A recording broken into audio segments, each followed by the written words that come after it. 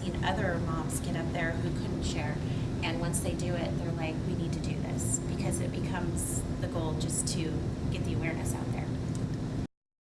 In tonight's Big Story Breakdown, a closer look at the fentanyl crisis in Oklahoma. The Dallas Field Division DEA hosting a summit in Oklahoma City today, highlighting their efforts to combat fentanyl in our community. Fox 25's Grant Palmer was there and tells us how family members of some victims are taking this moment to share their story. Two women today told us about loved ones' lives that were tragically taken away from them due to fentanyl. And because of those tragedies, they've made it their mission to educate and empower as many people as they can. This sugar packet alone can be made into 500 pills that contain a lethal dose of fentanyl. It doesn't take much fentanyl to end lives and destroy families. Rebecca Brown says she didn't know much about fentanyl before her 18-year-old son accidentally overdosed in 2021. He took what he thought was a Percocet, and it had enough fentanyl to kill 3 average-sized adults.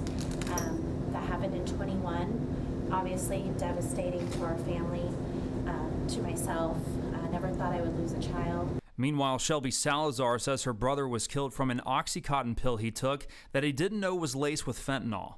He took a pill the size of his pinky, and it was enough to kill him. So he was in turn poisoned. He didn't think he was taking some kind of deadly drug for sure. The DEA Dallas Division says they've seized over 1 million deadly doses of fentanyl in the last 3 years.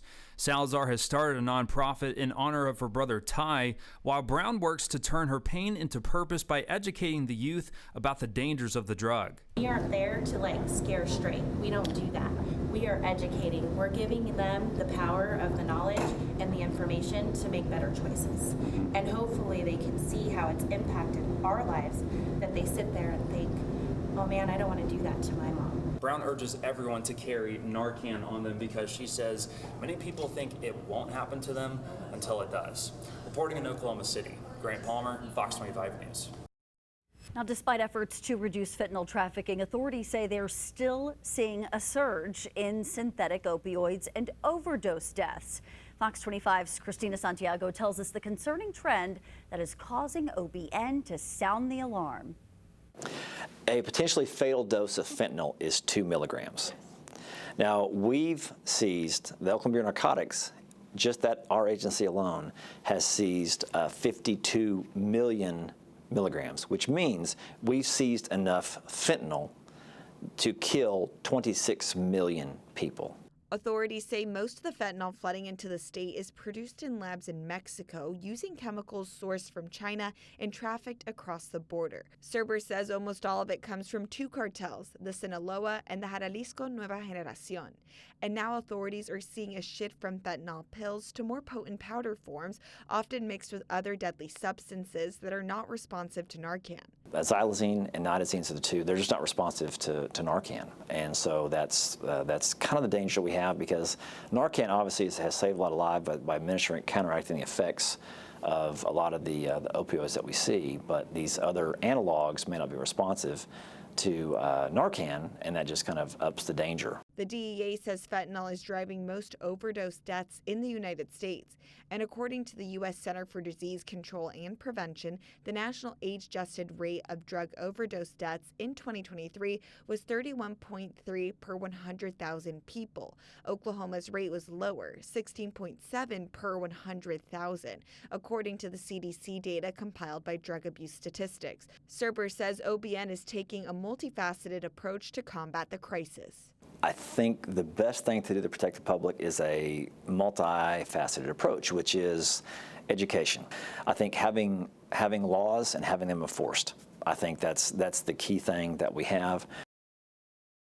That was Christina Santiago reporting there. As law enforcement continues to address the fentanyl crisis, their priority remains on protecting the community, especially its most vulnerable members. A new assessment from OBN reveals Oklahoma's drug problem continues to be on the rise. We got some of the statistics found in that report revealing fentanyl overdoses have increased since 2020, when there were more than 100 deaths, compared to 2023 when they saw more than 700. It also found the Bureau seized more than 52 pounds of cocaine in 2023. That's a 45% jump over the last 5 years. The assessment also showed meth still the greatest drug threat in our state, as OBN reported more than 6,000 seizures in 2023. Now, fatal overdoses in Oklahoma also increasing. Take a look at this map from America Health Ranking. Shows Oklahoma ranks 19th in the nation for drug deaths. According to the data, we're also ranked 31st for drug-related deaths for adults 65 years and older and 14th for females. The latest data shows there was more than 1,300 overdoses in Oklahoma in 2023. The Oklahoma Bureau of Narcotics says its agents seized a pound of fentanyl this week. According to OBN, the fentanyl has a street value of more than $100,000. One person is behind bars, and OBN tells us more arrests are expected as the case moves forward. Winning battles every day that we get a shipment off the streets. We're winning battles every single time we convince a kid not to use drugs. And we're winning battles every single time somebody checks themselves into treatment. OBN says criminals are spending a fraction of a penny on a pill and then charging $2 each. Any drug activity can be reported at their tip line or Facebook page. 3 people will now spend 26 years behind bars for distributing fentanyl, which resulted in an overdose death. According to public records, Joseph Anderson and Tiffany Stevens distributed the drugs to Caleb Robinson. Robinson then gave the drug to the victim, who died the next day. Investigators say the trio continued to sell fentanyl despite knowing what happened to the victim. The trio will also have 3 years of supervised release. Lawmakers made efforts this session to pass a bill which would have required students to learn about the dangers of fentanyl, known as Raines Law. It would require school districts to integrate instruction on fentanyl abuse into existing substance abuse education programs. Curriculum would include topics like prevention, addiction, and awareness of local and national resources. This measure advanced out of a committee but did not move forward. And that was your big story breakdown tonight. You can learn more about today's summit and the efforts to reduce fentanyl here in Oklahoma on OKCFox.com. Plus, you head over to our YouTube page, watch all of our previous big story breakdowns, scan the QR code you see here on your screen, or search OKC Fox.